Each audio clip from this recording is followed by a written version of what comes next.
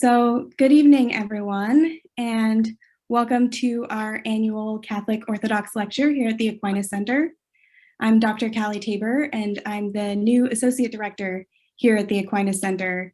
Though some of you, if you're local, may recognize me as I worked with the Aquinas Center part-time during my doctoral studies in theology here at Emory. So I'm so glad to welcome you here tonight. Those of you who are familiar with our Catholic Orthodox lecture may remember that 2 years ago, we focused on Orthodox art through iconography. And then last year, we focused the lecture on music through the Orthodox liturgy. So tonight, we're kind of completing the artistic triad as we get a chance to speak with Dr. Kelaidis about Orthodox and Catholic fiction. So I'd like to just start us off with a couple of quick housekeeping items. The first is that I'd like to thank our co-sponsor for this evening, Commonweal Magazine. For those of you who aren't familiar with Commonweal, their mission is to provide a forum for civil reasoned debate on the interaction of faith and contemporary politics and culture. To learn more about them, you can visit their website, commonweal.org. So welcome to anyone who's here through Commonweal Magazine. We're really thrilled to have you. The second little housekeeping item is that after the conversation between Katie and I, we'll have some time, probably about 15-20 minutes for Q&A. So if you have a question as the conversation is ongoing, feel free to go ahead and use the Q&A function, which you'll see at the bottom of the screen. Type in your question and we'll take some time to discuss those at the end. And so now, without further ado, I want to introduce Dr. Katie Kelaidis. Katie is a writer, scholar, and historian. She received her Bachelor of Arts in Classics from UC Berkeley and her Ph.D. in Classics from the University of London. She has taught in the Classics department at Loyola University Chicago, where she focused on the reception of Greek and Roman drama. Katie is also the resident scholar and director of academic collaboration at the National Hellenic Museum in Chicago. Her work has appeared in Salon, The New Republic, and Religion Dispatches, among other publications. Her most recent work centers on the arts, politics, and religion, with a special regard to Orthodox identity.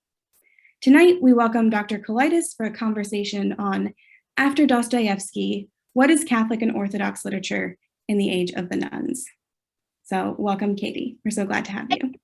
Thank you so much for having me. I'm very excited to be here with you. Yeah, I'm really looking forward to this conversation. I'm always happy to come talk about books. It's shocking. Just invite me to do that. It's a great way to spend an hour and a half. Yeah. So, we titled this lecture after Dostoevsky because this year marks the 200th anniversary of the birth of Fyodor Dostoevsky, who's, one of the greatest novelists of all time, arguably the greatest Orthodox novelist of all time.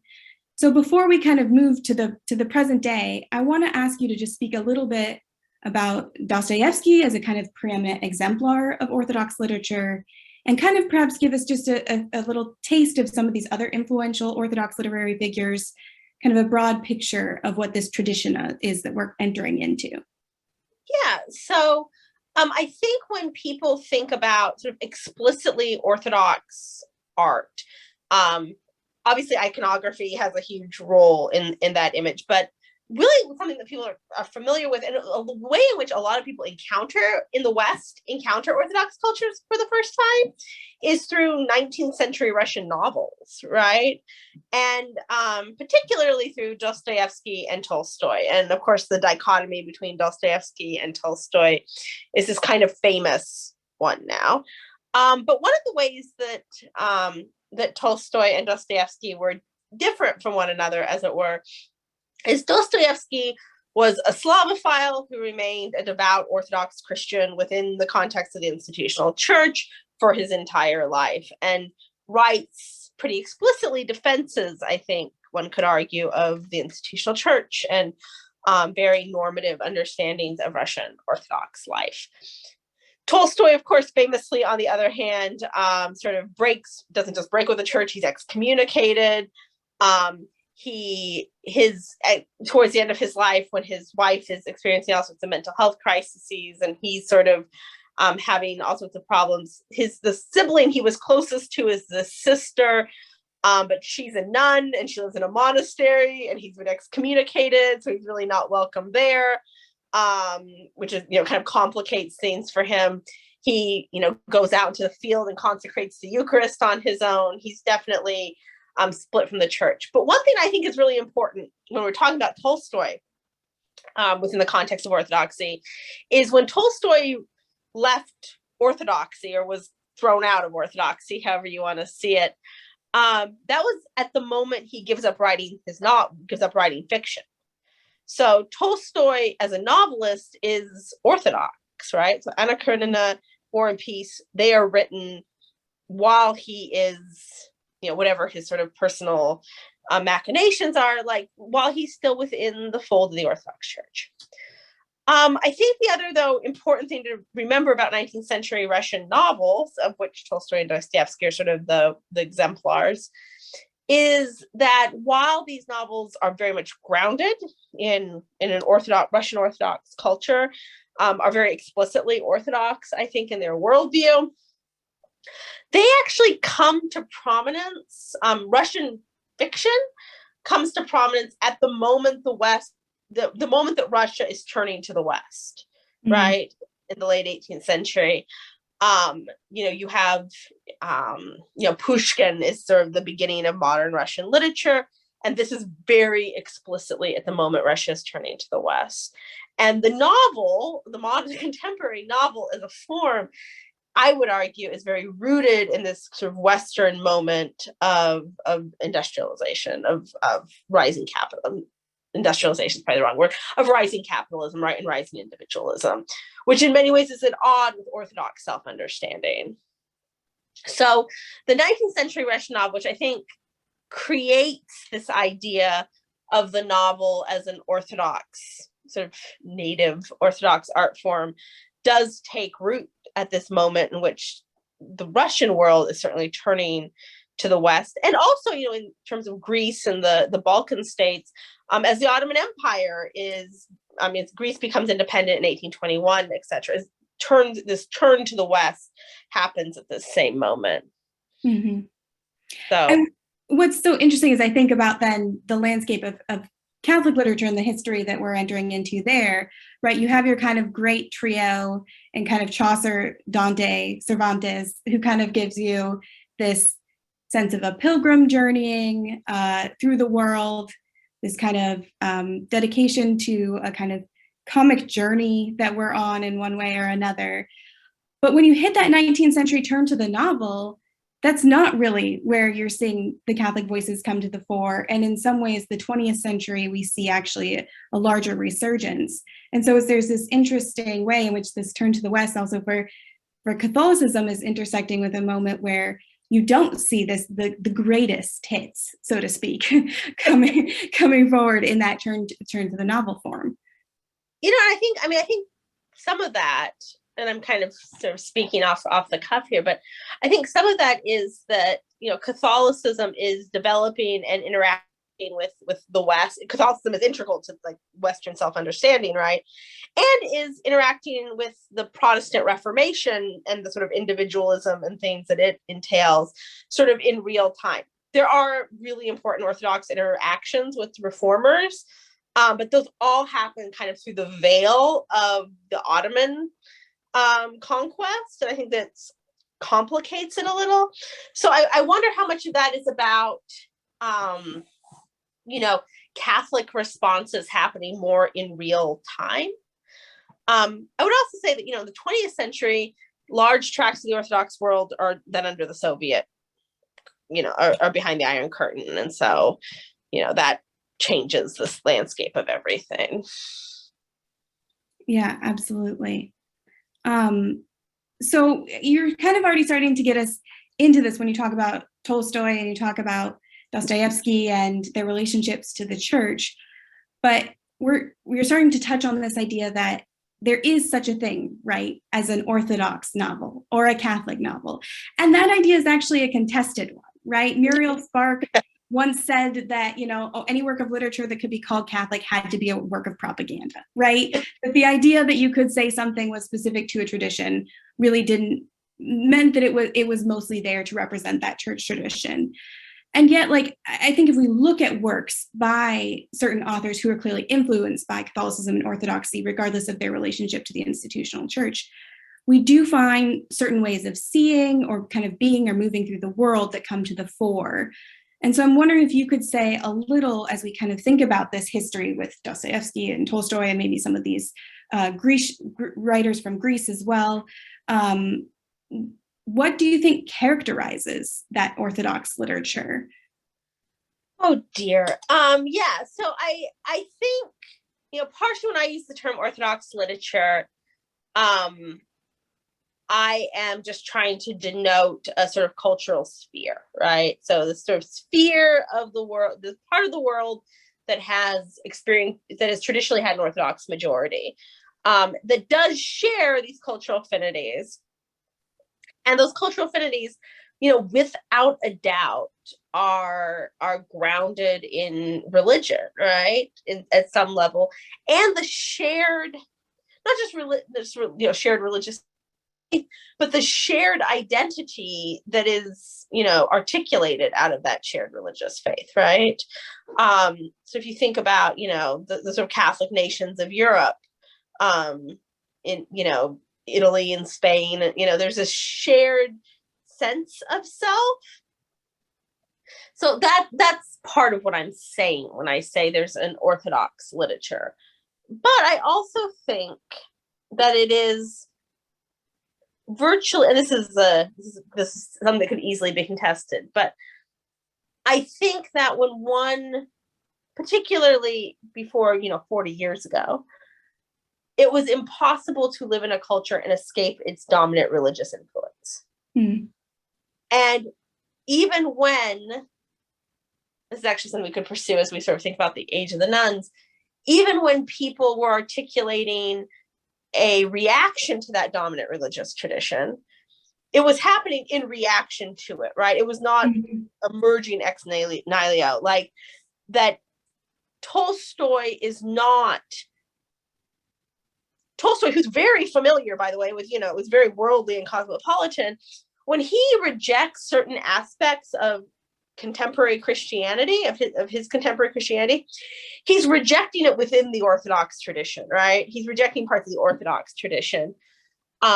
His rejection responds to Orthodoxy. And so I think even when we find, obviously there's Tolstoy, Dostoevsky might be a little bit propaganda, right? But I think even when you're trying to write against your tradition, you end up articulating it. The sort of 20th century Greek example that springs to mind is Kazantzakis, right? Nico Kazantzakis, The Last Temptation of Christ, gets banned by the Orthodox, gets put on this list. We never have like a real official list of prescribed books like the Catholic Church, because that would require a level of organization not mastered. Right? Like that's way beyond like the bookkeeping of any Greek in the world. But The Last Temptation of Christ is banned by the church. It's condemned as heresy, but that book is really Orthodox, right? Not in the sense that it articulates normative Orthodox theology, but all the things it rejects are speaking to an Orthodox context. It is a rebellion against an Orthodox context. It is not a rebellion against a Catholic context or a Jewish context or a Muslim context. It's a rebellion against an Orthodox context. I did. I just kind of went off about Nico Kazantzakis. No, I think you really clearly named the kind of cultural conditions that set that this is the kind of milieu that within which everyone is living. There's kind of no writing in abstraction as if this weren't the condition of the society, right? This religious condition. And at the same time, I want to ask you to say a little bit more, because I know that you've written elsewhere of Dostoevsky and Tolstoy, both, for example, as exemplars of that quote from St. John Chrysostom, that the world is not a courtroom, that the church is not a courtroom, but a hospital, right? That there's a kind of field hospital, which is, to me, and Pope Francis loves to pick up that image, right? And we see that happening in both traditions. there is a kind of fundamental, you could say theological or spiritual, but a kind of fundamental way of being, I think, that is evoked when you use those words. So I want to hear you say a little bit more about, is there a through line at all in that kind of, on that kind of philosophical or theological level? Yeah, so Anna Karenina is, I think, the great example of this. And I know we're trying to avoid just talking about Tolstoy and Dostoevsky, but I don't think you can talk about this without talking about Anna Karenina. When Tolstoy sat down to write that book, he wanted to write a book about a bad, dirty adulteress and how she gets punished. Like, very clear, right? Like, Tolstoy wanted that to be the moral vision of the book, right? Anna Karenina is a bad, dirty adulteress who does bad, dirty things, and she gets up under a train. Mm-hmm. If you read that book, it's impossible not to really like Anna Karenina, right? Yeah. She's so likable. She's not just human, she's likable, right? She's someone you like and you kind of root for her in a lot of ways. And I think to write that kind of, Tolstoy kind of liked her, right? We know from his journals, like, he was kind of like, oh, she's like a horrible, like, I don't want people to like her. One of the reasons he gives up writing fiction after writing arguably the greatest novel of all time is because Anna Karenina is not clearly horrible. Mm. That comes from a worldview that understands the human condition, I believe, as essentially, as painfully beautiful, and understands beings as flawed in their beauty, right? And recognizes that she may be a dirty, filthy adulteress, but man, right? But what a dirty, filthy adulteress she is. And you're going to be sad when she dies at the end. Mm-hmm. And I think that the best parts of the tradition that I was formed in, right, that sort of shaped me, are found in that, right? This is, as you mentioned, that wonderful John Chrysostom quote, like, this is a hospital of the sick. And you don't, if someone has cancer, you don't hate them for having cancer, right? You don't, and it doesn't mean the cancer is the entire truth of who they are. Mm-hmm. And that is, I think, that real compassion, for lack of a better word, that real justice towards the human condition is at the heart, I think, of the best articulations of Orthodox theology, of Catholic humanism, right? So at its best, apostolic Christianity, when it expresses itself, has this incredibly rich gentleness and this real compassion for human suffering, and for sort of not just for human suffering, but for human frailty, right, and human lostness, that lends itself well to fiction and lends itself well to art in a way that I think more rigid forms of Christianity that we see evolve sort of in the wake of the Reformation just don't always have, right? Yeah. Well, and I think this is going to be important as we move into talking about the kind of contemporary context, to kind of keep this in mind. And why is it that some of these art forms continue to be powerful in ways that perhaps institutional church is failing to be for certain people? And I think it has something to do with that deep sense of the complexity of human beings and their the compassion for them, right? Yeah, I mean, I think it's Glennon Doyle who says, like, if you find life's tragic, sad, and hard, it's not because you're broken, it's because life is tragic, sad, and hard. There is an awareness of that, I think, in the ancient articulations of the Christian faith, and in Judaism, in medieval Islam. Like, there's an awareness of that and this is really off the cuff, and if someone wants to like go quote me on it later, I'll deny that I said it, even though this is recorded. I think that as we move into the industrial and post-industrial world, and Enlightenment and romantic ideas about human perfectibility come to the forefront, I think those ideas make us, they have a lot of, vaccines. That was great. But I think those ideas also have a tendency to maybe make us less, accepting is the wrong word, but maybe less conversant with human frailty. Mm-hmm. No, I think this is a really important point, even as we look to the really, as you say, like things like vaccines are great. So is the growing consciousness about, the multiple interlocking systems of oppression in this world.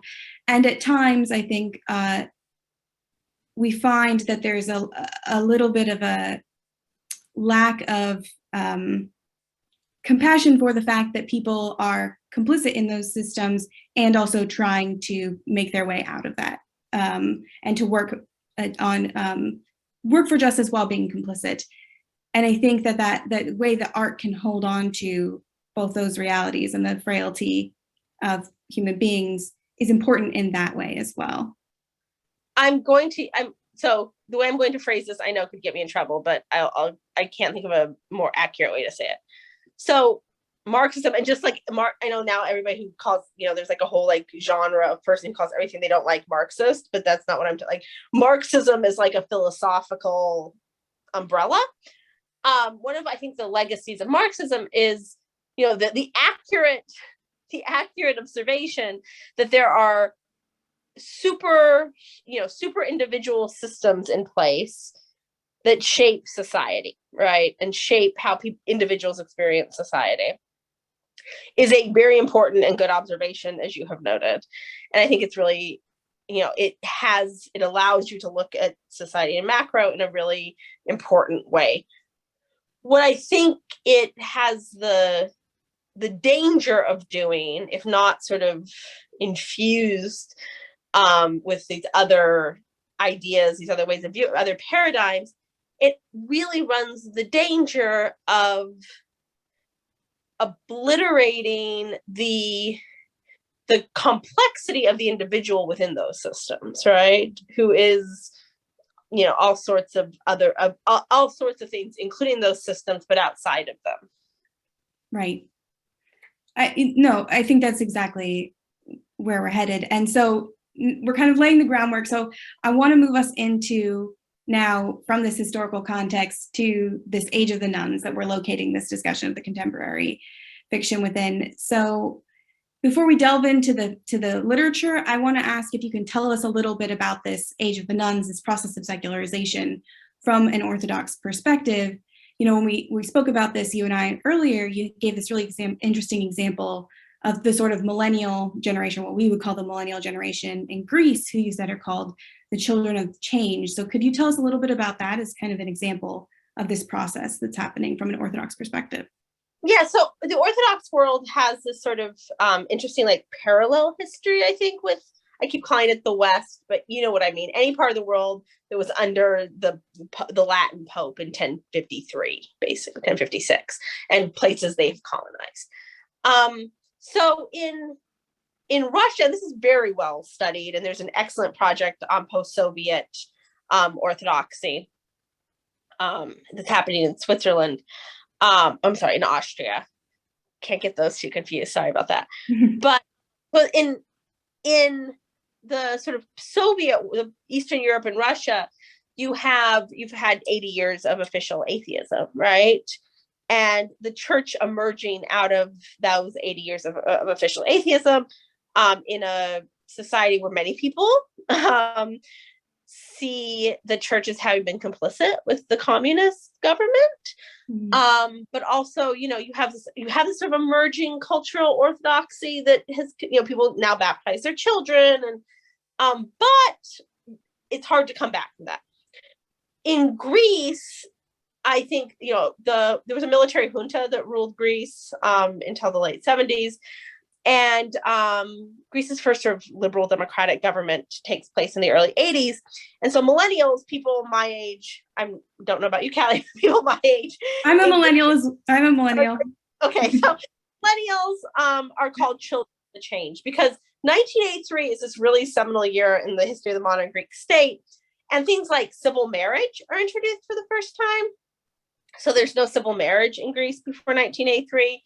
The dowry is abolished.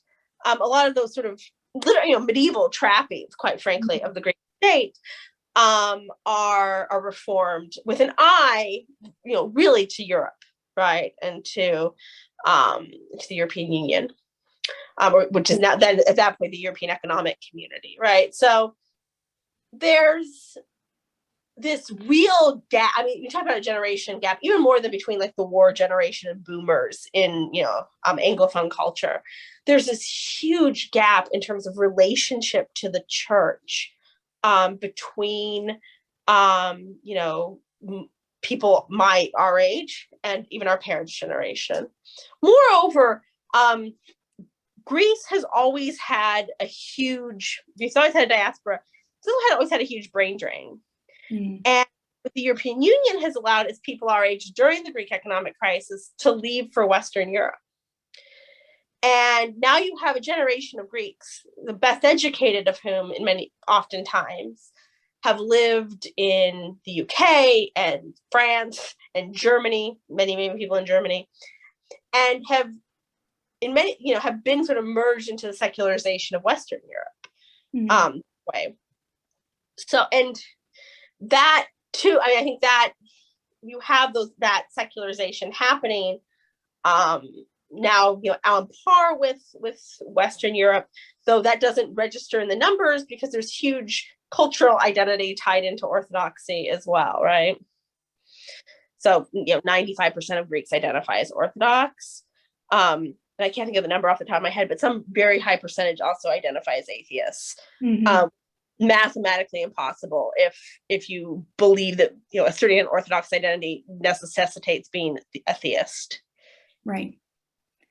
So then if we you're just kind of starting to talk about this kind of diasporic movement to the West, right? And if we can move that further west and bring it kind of back home to America, can you talk a little bit about the kind of diaspora reality in America, and then also just in general in these multiple Orthodox communities in the West, and maybe you could say a little bit about conversion as well. What do we find that these communities are making of secularization and their relationship to it within the American context?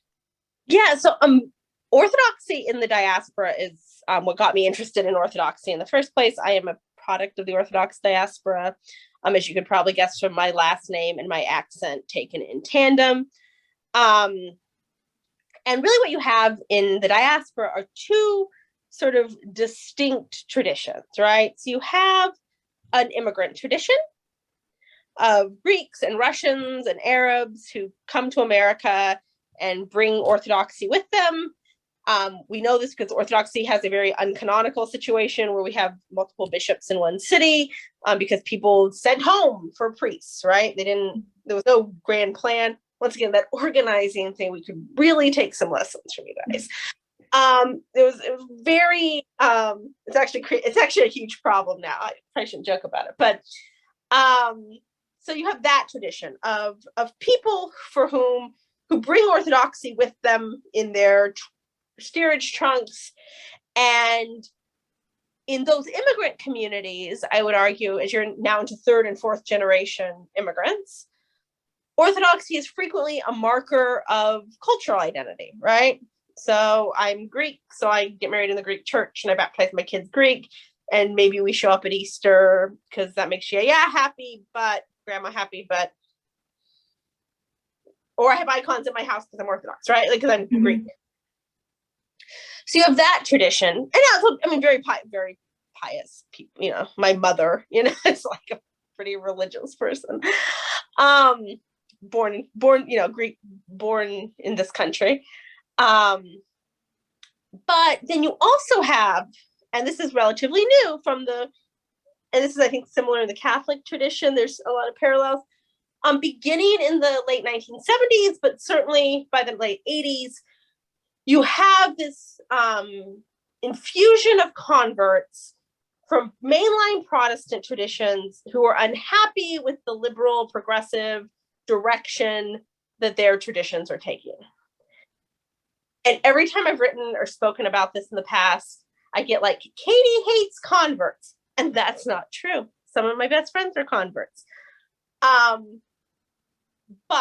I do think that it's important to name the very specific set of cultural and historical circumstances that led to this mass conversion, not mass, but led to this, infusion of converts. Mm. It's not like it happens in a complete vacuum.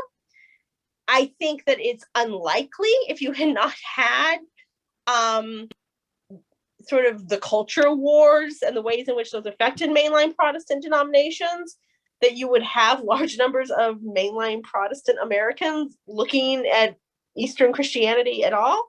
Mm. I benefited numerically because some of them had such a deeply rooted anti-Catholicism that as they sort of looked for this ancient Christian tradition, they were not gonna arrive at the doors of the Vatican. And the way around that is to Orthodoxy, where you can find lots of anti-Catholic voices if you look not very hard, right? And also you can find in the conservative traditions of Orthodoxy in Russia and Greece and Romania and Serbia and wherever you want to go, a narrative that very nicely maps on to conservative American narratives of history and of contemporary politics in terms of this sense of cultural assault. Hmm. And I think the Catholic tradition experienced something similar, sans getting the anti-Catholic converts, basically, right? I mean, that would be interesting if we got the anti-Catholic ones. It would be complex for them, I imagine, psychologically and emotionally. But I think, the picture you're painting is helpful here, because I do think some of this conversion happens. And that final point you're making, especially about this sense of cultural assault, right, I think sets the conditions for us to talk about some of the pathways that we see then happening with literature as we move into our kind of contemporary context. Because there is, at least among a certain set of Catholic scholars, really a very anxious feeling that a distinctive Catholic literature is disappearing, right? And that we need to kind of find it again, hold on to it. And I think there's a few answers to that, right? And so I want to kind of take us down a couple of these pathways together. And so the first is kind of, if you will, the pathway of a lot of religious devotion, but we might say not quite as much artistic skill, right? Like Flannery O'Connor famously claimed that a lot of religious literature was pious trash, in her words, not mine, which is this kind of literature that says that like the conditions for a Catholic or an Orthodox novel is one which represents the teachings of the church, which follows kind of this line of this idea of cultural assault, this idea that we need to make clear who we are and what our identity is, both theologically and culturally. So maybe you could say a little bit about where you see that showing up within contemporary Orthodox fiction. Yeah, so I mean, I think, well, first, as we were speaking, when we spoke earlier, after the conversation, I was thinking about, one of the things that happens in American Protestantism after the Scopes Monkey trial, actually, this kind of humiliating moment for not American Protestantism, but really for American evangelicals, right? This like very humiliating moment. They sort of decide they're going to create like a parallel culture. And that survives to this day, right? So there's like Christian rock music and Christian, like there's this whole parallel culture. And I think it's not coincidental that then many of these Protestant converts coming into Orthodoxy and Catholicism while deeply admiring, by the way, the sort of grand artistic traditions of the Orthodox and Catholic Church. And I think legitimate. I'm not, I mean, they really, I mean, there's no 20-year-old Orthodox convert who does not love Dostoyevsky in a way no 20-year-old American boy should. And this deep admiration, the culture, explicitly religious culture they've experienced is this kind of pious trash that comes out of American evangelicals' attempt to sort of create a parallel culture. And you can quote me on the pious trash thing. You cannot tell me DC Talk was good music. It is not, it's not Run DMC, right? And I think that kind of religious culture, that kind of religious art that is done from this place of we're going to make our own thing because we're being attacked, tends to not have that sympathy that I think we were referencing earlier with like Anna Karenina, right? It doesn't have the sympathy of Flannery O'Connor, who, who's really, you read Flannery O'Connor's novels, and you go, this is someone who deeply loves the world, right? And the human condition. And I don't know if sympathy is the first word I would think of with Flannery O'Connor about individual people, but I think certainly the sense that, and I think this is something that is interesting about O'Connor and many of the 20th century Catholic novelists, is actually they have a real sense of the evils of the age. And because of that, in some ways, they have a real sense of the importance of human goodness as well.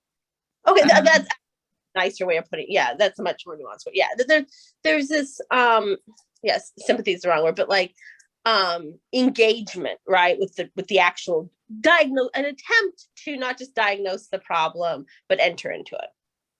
Mm-hmm. I completely agree with how and there is, I think when you've just sort of decided, you sort of Benedict option, and of course, he's gone through both of our, he's come to both of us, both of our traditions. When you sort of Benedict option your culture, that in that sort of cutting off of yourself, I think you have when you decided that there is this severance between the world, between sort of your world and theirs, you cut yourself off to that engagement. Mm-hmm. And what you do produce is, I've read about this particularly in the context of contemporary women writers in the Orthodox tradition, many of whom are convert women who write these novels and self-publish them, and you can go on Amazon and read all these. There is a real, I'm thinking about about one novel in particular by a woman named Summer Kennard, and the name of the novel is escaping me at the moment, but she's a convert to the Orthodox Church, and she writes this novel about a woman medievalist, and I kind of compare the woman in that novel to Anna Karenina. Now, I'm not expecting like someone from like Arizona to be the next Tolstoy. That's not no offense to Arizona, but that's not what I'm saying. But when I think about like what passes as human frailty in that novel as compared to what passes as human frailty in Anna Karenina, and what is articulated as human frailty in Anna Karenina, and the much greater compassion Tolstoy really shows for his subject, mm-hmm. And the greater humanity he allows his subject. I think the difference there is a tradition that tells you, or a way of viewing your tradition that tells you to have that infuses you with that compassion for humanity, as compared to a tradition that's primary orientation is one of siege and preservation. Mm-hmm. I think I would add is that I don't think we can say that that's solely a symptom of the evangelical turn in the conversion.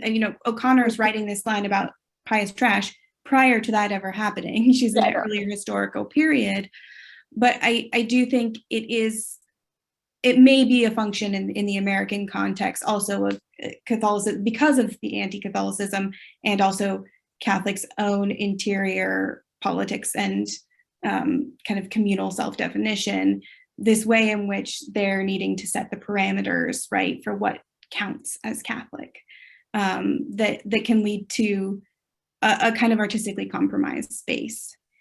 But oh, sorry, I didn't mean to interrupt you. No, I was gonna say, like, the Stone Pillow, which is the Summer Canara novel I was trying to get the name of earlier. You know, one thing in there that I think about is, like, the most, like, the Ariadne, the main character, the most pronounced characteristic we learn about her is that she's a virgin. Like, it is, like, that is the most important thing about her. And that to me seems reductive at best, mm-hmm. right? But the point is to tell you, like, this is a romance novel where everyone's a virgin, and you should know that because that's the right way to be, right? Right. That I don't think that lends itself to good art. Right. I mean, as someone who read some of those sort of evangelically inflected romance novels as a teenager, you know, they clearly want to have a pretty cut and dried moral vision, which is not inviting you into the complexity of what it is to be a human being on a number of fronts. But I don't want us to kind of stop in the place of despair. I want to, so we kind of see this as one sort of pathway, and it's important, I think, to name these kind of concerning points about where the artistic tradition of both Catholicism and Orthodoxy has gone in some places.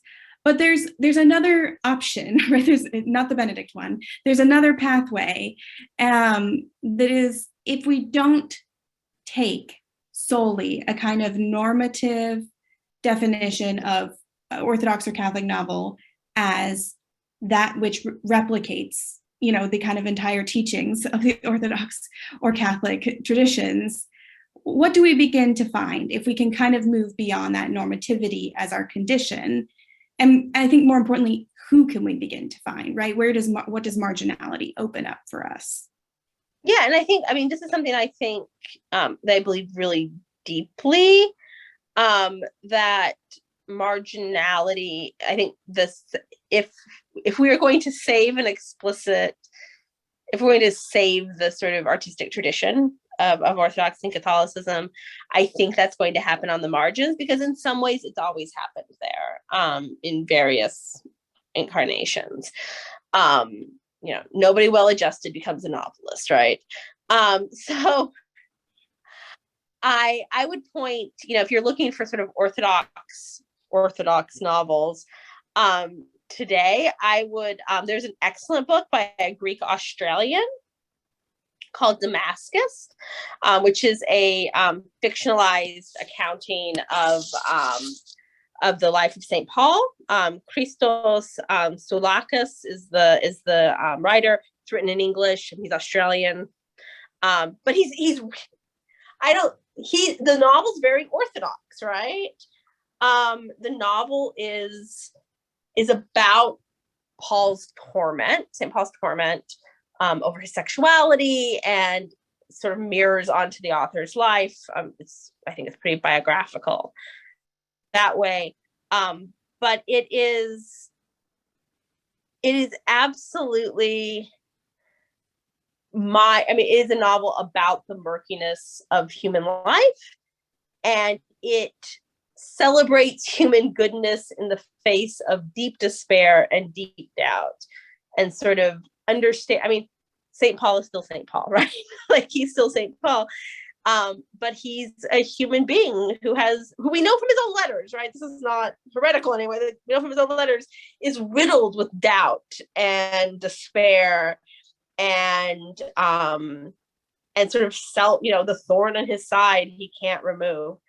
So I would highly recommend that novel. I would say that I think one of the things that hinders Orthodox literature today is that most minority languages have, like, the reason you can read like Norwegian novels all the time is because the government of Norway spends a bunch of money making sure that they're translated into English. Greece and Russia and Romania don't have any money, so that doesn't always happen. But I would read Soulakis, who's English. There's Tatiana Nescu-Bran is a Romanian writer. She was a journalist originally. She's written what was really a blockbuster in Romania called The Deadly Confession, which is about the exorcism and death of, based on a true story of a young Romanian woman in 2005 at the Tansu Monastery. I know my Romanian pronunciation is horrible. You don't have to tell me. I would recommend that. It's been translated into English, I believe. So you can get that because it was a huge hit. Those are I think those are the two readily available in English. There is a Russian novel that was published in 2017. Sergei Kastov-Kasai wrote a book called The Gospel According to, juxtaposes the life of a gay man in contemporary Moscow and Putin's Russia, shortly after the anti-gay propaganda law, with a rendition of the gospel narrative. So these are kind of contrary to each other. I have on good authority that there is an English translation in the works, which, I mean, you know how these things are, Callie. Will that manifest into something other people can read? I don't make the decisions in the world, but I think if you have command of Russian, the book's actually pretty easy to get on Amazon. They'll ship it to you from like Poland. It's a thing, but if you can read Russian, you can get that on Amazon. And there's a young British kid who's translating it. So if we all are very nice to him, maybe he'll do that. Well, I don't have Russian, so I'll have to send him some biscuits or something and hope that he does make his translation available. I found the novel because I couldn't find a Russian copy even of this novel. I saw it on like blog. You know how you see things on the internet and you're like, especially when you're like into weird stuff. You're like, maybe. And I like hunting around, and I found like a copy of the novel that I could like order. I'm sure I'm on some sort of watch list because I order like weird books from Russia and things. But and then as I was doing, I found him on this podcast saying he was going to translate it, and I am that girl, and I sent him a Facebook message, and I was like, I'm talking about this all over the place right now, and do you think, like, do you know what's gonna be done? Like, I'll plug you. Like, do you have something for me to like? Because if he like had to GoFundMe or something, I would be there. He's just like a good human, so I'll buy him lunch when he gets done. Yeah. Well, I think what's so interesting is, in some ways, you're pointing to a couple of things, right? One is the marginality, especially the authors I'm hearing you talk about, authors who are queer and so who don't fit the official church teaching, but who have a kind of depth of engagement with the biblical narrative, certainly with other aspects of Orthodox life, but also then the very real kind of structural barrier of these are books that are being written in languages that are not being spoken by, a kind of global audience. And so they're not being received as widely. And one of the things that I think is interesting in kind of the Catholic space is that in some ways, some of our great Catholic novelists are sort of hidden in plain sight because of their not being recognized as Catholic novelists, right? Because of these issues of marginality and who counts and who doesn't, right? So I think especially of like Toni Morrison and Louise Erdrich, right? Both of whom won Pulitzer Prizes, Louise Erdrich just last year, but for whom they are writing in relationship to Catholicism in a way that is complex, that does not necessarily say that this is wonderful about the church, that is combative with the church at points, that is playful about characteristics about the faith in Erdrich's case, and it certainly. And for both of them, there's a plurality of religious faiths that they're holding on to, right? So Erdrich is holding on to Catholicism and Ojibwe traditional religion, and same with Morrison, Catholicism, and also kind of larger Black religions tradition, wherein a lot of her characters are not Catholic themselves. But I think what we can say if we look at both of them is that there are Catholic worldviews, again, I would say, that kind of suffuse both of those writers' works. And the trouble is that they get neglected, especially by those who are anxious that there is a lack of Catholic art at this point, because they don't fit within the parameters that those folks have come to expect about what a Catholic novel looks like, right? I mean, so there are, yeah, and I think, there's a Russian novelist who's I can't think of his name right now, but like there are these in Russia, for example, because of sort of published, laws and things. You have a handful of people who are being translated in English, by the way, with the support of the Russian government, who are writing very much in the normative tradition of the church. And they get, the minute you say, like, is there a margin, is there an Orthodox literature, people dump their books on you, as it were, right? There's sort of a dump of their books on you. And I think it's because of what you are talking about, that, and by the way, this person, whose name is escaping me at the moment, I will send it to you and you can send it to all the, is this heterosexual Russian man, right? I don't know if this heterosexual woman could get away with it. Because, can you be a Black woman in the American Catholic Church and not have a complicated relationship with Catholicism? Like, can you be a queer person in the Orthodox or Catholic Church and not have a complicated relationship with the church?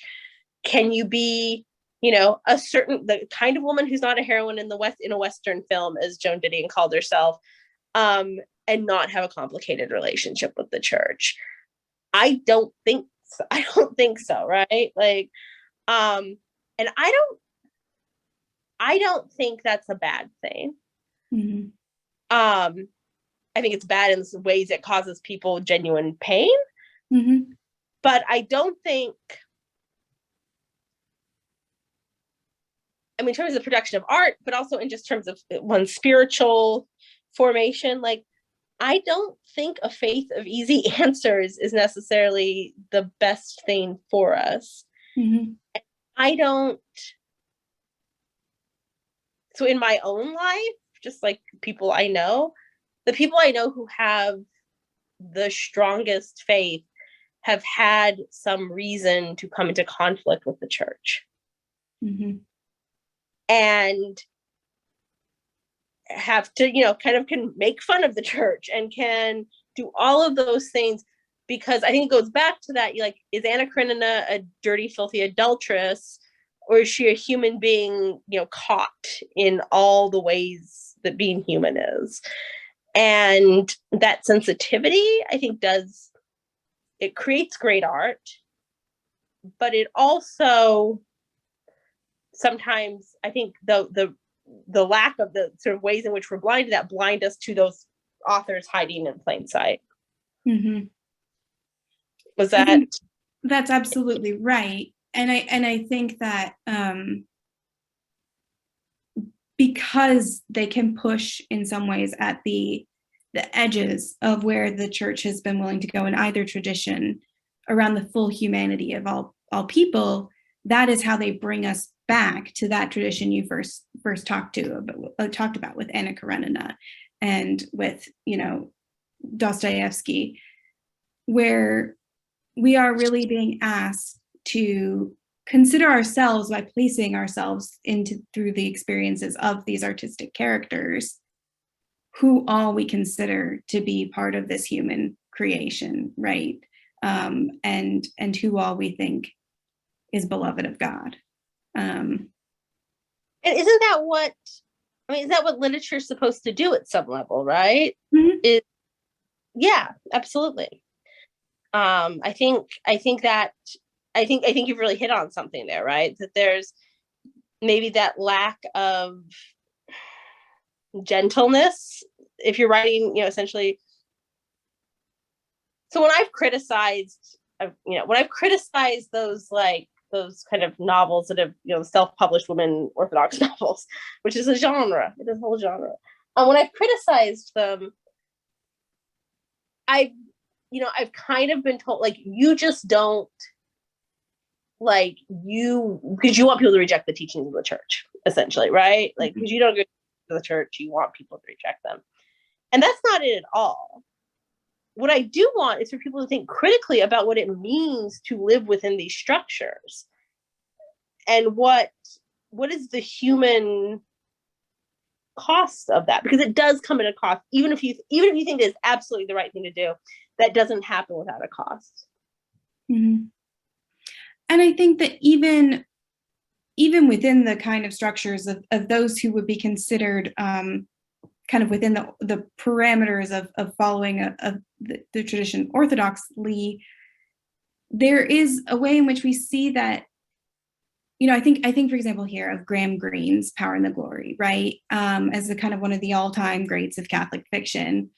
And what's compelling about that is it is a vision of holiness that actually seems like a real person. The priest in that story he has had sex and has conceived a child even, and is filled with guilt about that. He struggles with alcoholism, and yet he continues to make choices for the people, right, in spite of himself. And so I think that we come back to the art because we need visions of people who are actually seem like compelling real human beings, and sometimes those ways the people get spoken about in more traditional hagiographies, or even in, dare we say it, a Sunday homily, does not feel commensurate to that full complexity. No, and I think that's a valuable role that fiction can play, right? It can supplement the sort of pious messages that we hear elsewhere. I'm gonna have to interrupt myself a second because I just thought of the name of the Russian novelist who's very much in the tradition of the church. It's Eugene Vodolatskan.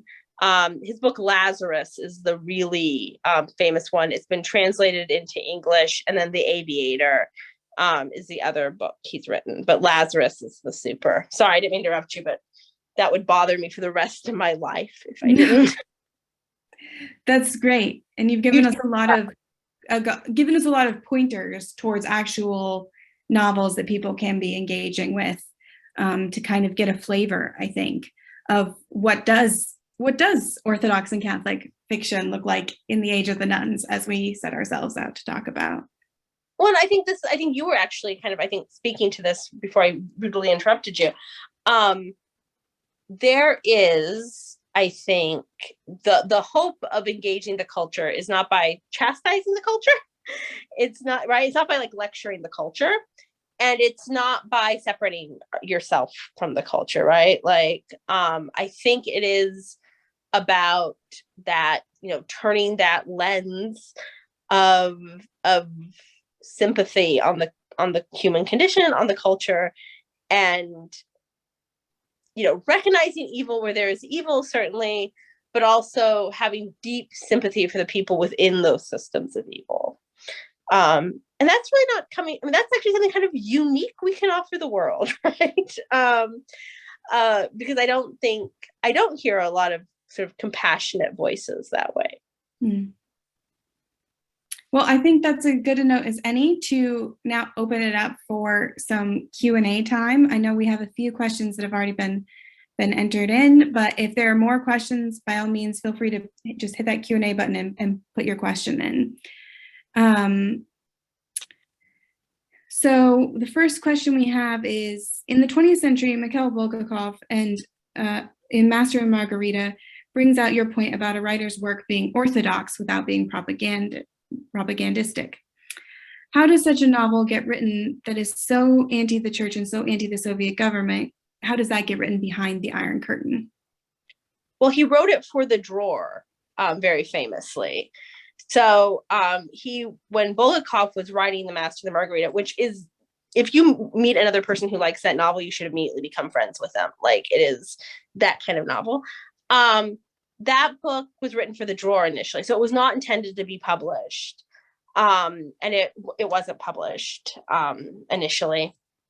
So I think what's interesting about The Master and the Margarita, which is arguably the greatest book of the 20th century, is that it is a deeply Orthodox novel, I think, in many ways, but it is also correctly, it's anti the anti the institutional church, it's anti the Soviet government.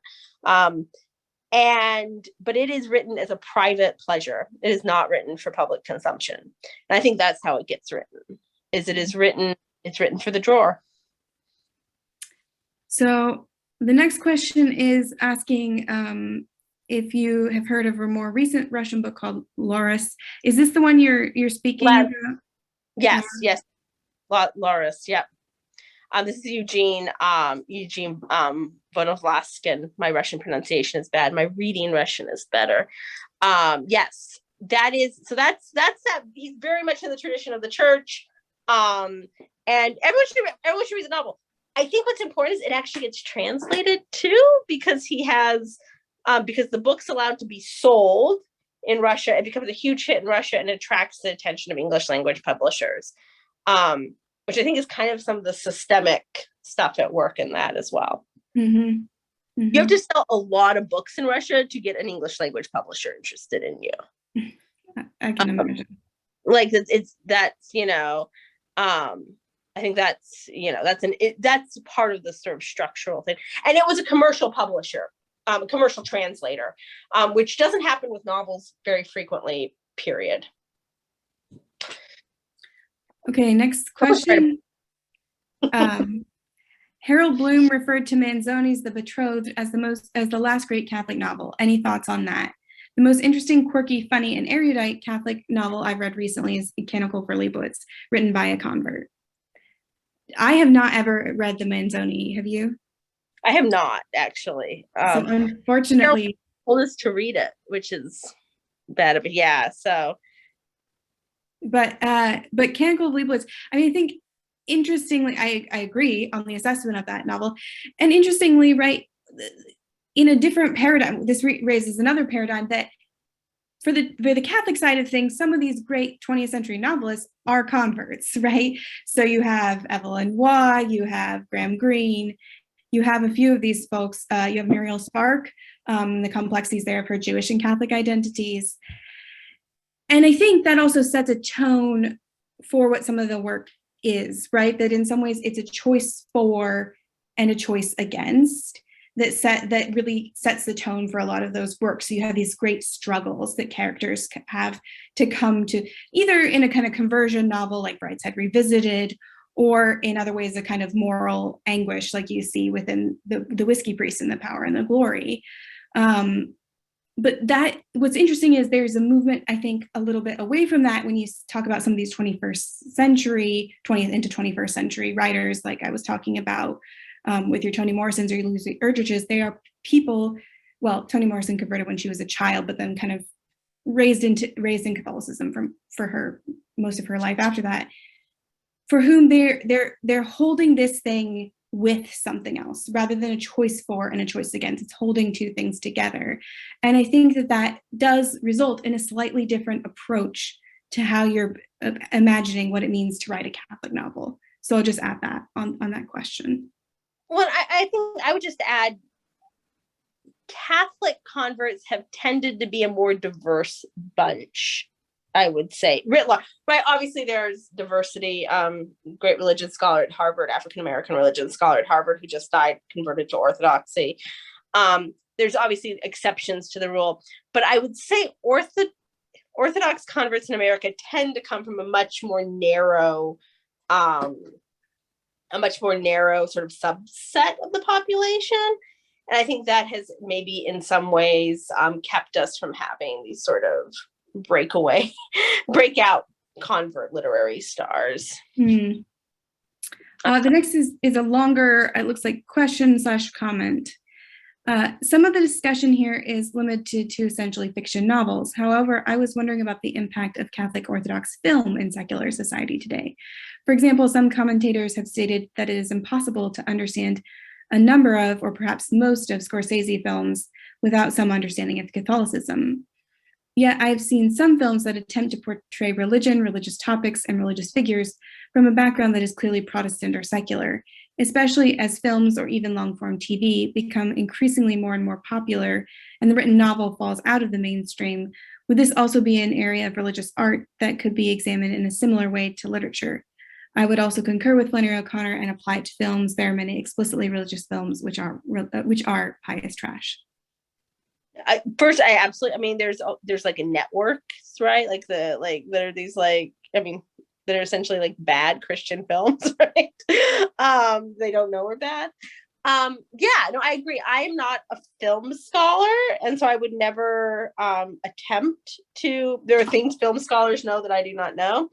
But I would point out, no one ever goes to church on TV, right? Except in a handful. They go to church. Actually, they go to church a lot on Pose. I've been watching Pose this weekend. Mm-hmm. They go to church with some frequency. Those are Protestant, tend to be fairly Protestant. Even the Dominican and Puerto Rican, they go to her mother's funeral and it's kind of vaguely Catholic, but it's really not a Catholic service, which is, there's no priest, there's no rosary beads. That's sort of interesting to me. There's not those kind of signals that movies tell you someone's Catholic, but the atmosphere tends to be vaguely Protestant, but they do go to church occasionally. Yeah, I think that's absolutely a line of inquiry.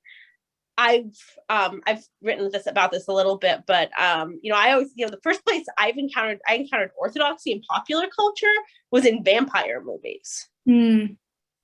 So some of the few portrayals of orthodoxy in American popular culture are, the priest in vampire movies is always Orthodox, right? This kind of like looks Orthodox, even if you don't know what you're looking at. Mm-hmm. They stole our thunder in The Exorcist. The original Exorcist priest was Orthodox. Representation.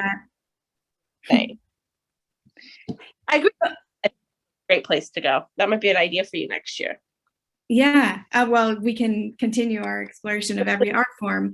Yeah, I mean, it's interesting. I even think about the latest kind of popular YA series, Shadow and Bone, which is like trying to just pull off like Russian Orthodox religion and just kind of like stamp it into the YA format, and has lots of talk about saints, lots of like Russian sounding names, but we've kind of taken it and just like imported it into this kind of fantasy genre because there is something about both Orthodoxy and Catholicism that does seem to lend itself in that filmic and somewhat in the literary space towards these kind of, like, you need us to fight demons, right? Like, you can't get some exercise your demons. They don't have the right outfit.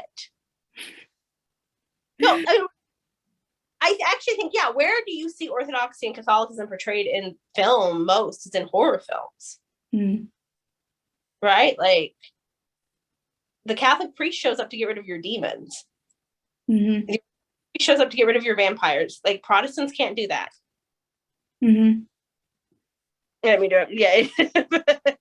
Yeah, and there's actually also been some really interesting commentary on the recent show on Netflix that I think it's called Midnight Mass. It's like a horror genre that also looks into kind of how is there a horrifying aspect to like Catholicism as well that offers a kind of critique around that we might apply towards some of the ways in which the church itself has kind of perpetuated certain kinds of monstrosities in some of its historical acts. And so I think there's a lot to be said about how it intersects with film, but as you've said, neither one of us is that our specialty.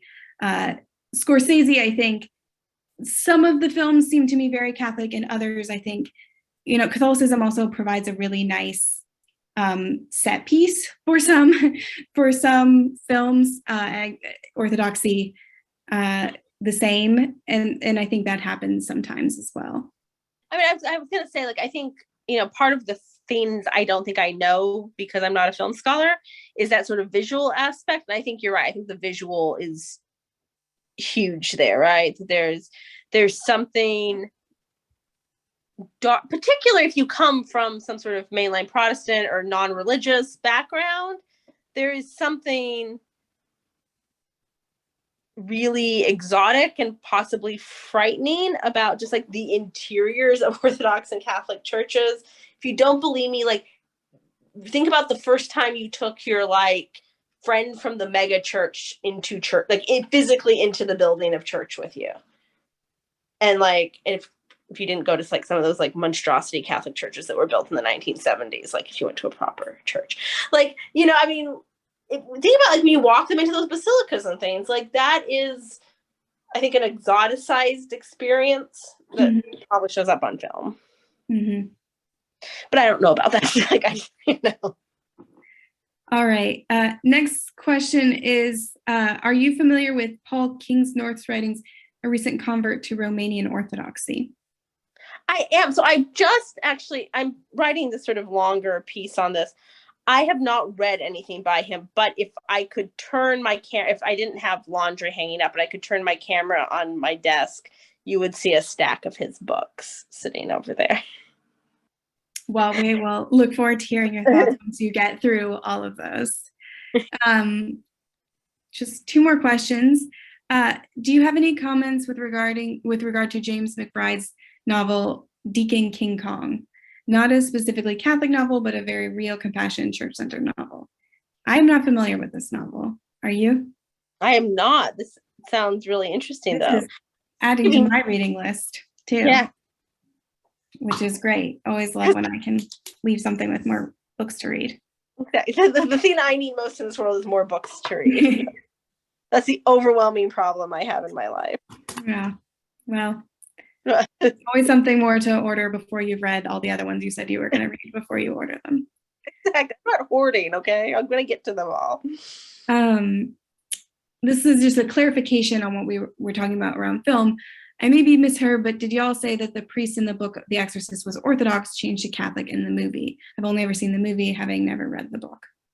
Yeah, so the real life story The Exorcist is based on, it was originally a Greek priest who they called to exorcise the young woman who was possessed or mental. I mean, I don't know if she's actually possessed by a demon, but it was originally an Orthodox priest. And when they went to make the book was written and then the film, they thought it would be too confusing to have an Orthodox priest. And so they got a Catholic priest too. I mean, an Catholic instead, because that's, you don't have to like spend 15 minutes of the film like explaining what Orthodoxy is. A little bit faster. And once again, representation matters. So I think you owe us a blockbuster. I don't think there's ecumenical dialogue until we get over that. We'll see if we can get Scorsese to do his next one and just like swap out the Catholicism for the Orthodoxy instead. just like a cameo. You know, the other place in popular culture you see Orthodoxy is there was an episode of Seinfeld where George is going to convert and become Lithuanian Orthodox to girl. So those were the places I saw you see Orthodoxy in popular culture. Well, there we go. On that lovely note of Seinfeld, I think it is time to say goodnight to everyone. So I just want to say thank you so much, Katie, for this wonderful, just ranging conversation. We should, I mean, you're a pleasure. Like we should just go get coffee. Well, then, you know, people don't have to listen to all of our, you know, little details about these things. But I also want to say thank you to my colleagues at the Aquinas Center who supported this event, especially Alice Cameron, who set up the tech, and Deacon Bob Howard, who works with our Catholic-Orthodox initiative. I want to invite everyone to please join us next semester when we hope to be back in person as well as online. Our first event will be our Aquinas Day, which is January 27th, and Dr. Jessica Koblenz will be speaking on theology and depression. You can find out more about that on our Aquinas Center website. Thank you again, Katie, and thank you to everyone. Have a wonderful, wonderful evening. You have a great evening.